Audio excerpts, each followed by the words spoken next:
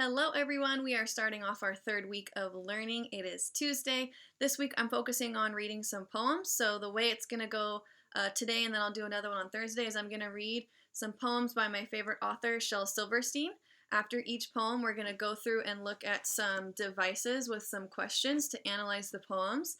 And what you can do if you're going to go ahead and write down some of your responses, or if you just need think time, you can go ahead and pause when I flash up the text so you can look at the actual words and the drawings. And you can also pause when I flash up the questions as well. Whatever you need to do to make it accessible for yourself, go for it. And at the end, you can always leave your responses in the comments if you want me to check it, or if you just feel proud of yourself and you want to share. So we are going to go ahead and get started. So I'll flash it up right now if you want to preview and get a pause right now. This is A Light in the Attic, and you'll notice it's the first poem. It's the title of the book. So, A Light in the Attic. There's a light on in the attic, though the house is dark and shuttered. I can see a flicker and flutter, and I know what it's about. There's a light on in the attic. I can see it from the outside, and I know you're on the inside looking out. So I'll flash it up once more. Go ahead and pause it if you need to. And then we'll go ahead and move on. So the first thing we're going to look at for this poem is symbolism. And if you need to pause this, you can if you want to write it down. So we're going to look at what things mean, what they represent in this poem. So the first thing that we're going to look at is, what does the light symbolize?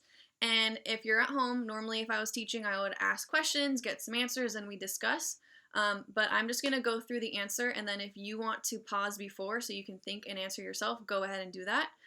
So the light symbolizes an idea. So when we have ideas, normally you'll hear someone say, "Oh, I have an idea," and then you'll see like a little light bulb pop up in cartoons, or teachers will always say, "Oh, I love seeing my students' light bulbs go off." So the light represents an idea, or having thoughts in your head. And then what does the attic symbolize? So if you want to pause before I talk about it, go for it. The attic symbolizes your brain and where you're thinking and where you're keeping those ideas. It's kind of where your ideas live.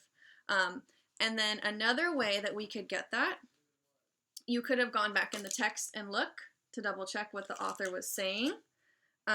Or we can look at some of the text features. So right here, how can we use text features to help with symbolism? So how could we use a feature of the text besides the words to help us with symbolism? So we always talk about in my class, what if we didn't understand what we were reading? What could we use to help us? So a text feature that we could use to help us would be this illustration. So when we look at this illustration, we see that the attic is at the top of his head, and it's part of his head, so that means it's going to be including his thoughts, which are normally in his head. And then another device that we're going to look at is repetition. So we're going to think about what phrases are repeated, or words, and why does the author choose to use repetition or repeat those words or phrases. So I'll put the text back up if you need to look at that again, pause it, and pull out examples. And then I'll go through some examples right now. So the author repeats that there's a light on in the attic. He says it 2 times to kind of remind us that you always have ideas and you're always thinking and things are always changing. So that's what he repeats mostly in this poem, and we'll look at repetition again in another poem. Thank you for hanging in there if you're doing all this work with me. And then the last thing we're going to look at is the author's purpose. So why did the author write this piece? So for this poem, we're going to figure out why they wrote it. And some examples are to inform, to teach a lesson, to entertain, to be funny, or to make a point. So usually when we read Shel Silverstein, I'll just put it out there, he wants to be funny and he wants to be entertaining. And in this one, I think another purpose is that it's the intro poem. So the poem name matches the book, so it's kind of like the introduction. It's introducing the reader to what the whole book is going to be about. And the book is basically Shel Silverstein's ideas. So if you were hanging in there and answering those questions with me. You are awesome. Remember for the next one, if you weren't pausing while you were listening to my beautiful voice, next time for the next poem, try to pause so you can give yourself some think time and you can challenge yourself to answer your own questions. So we're going to do one more short poem. And this poem is called Come Skating. So there's that if you want to pause it now and look at it yourself. And then I'll go ahead and read it. So, come skating. They said come skating. They said it's so nice. They said come skating. I've done it twice. They said come skating. It sounded nice. I wore roller. They meant ice. So here I'll show you the poem again. And then we're going to look at a couple things for this poem to start with for our devices. So the first thing that I noticed, and if you wanted to pause before I go through and think of your own ideas and write them down, go for it. The first thing that I noticed was repetition. So when I was reading, or when you read it on the screen, you would notice, and I noticed, that it says, they said come skating more than once.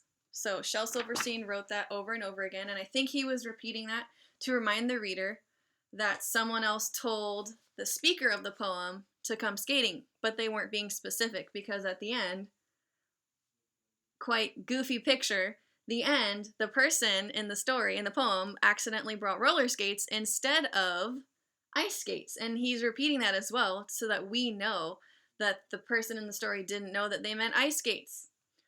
So that's why we were repeating that, or why Shel was repeating that.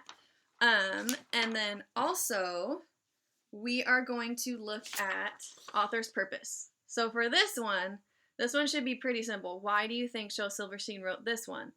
If your first reaction at the end of this was to think it's funny or to laugh, then you already know what the author's purpose is: to be funny and to entertain. That poem's super goofy.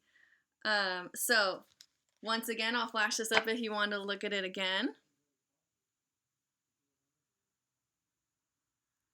And then another aspect of poetry that we often look at, that we kind of just get used to reading about in this poem, is that it rhymes.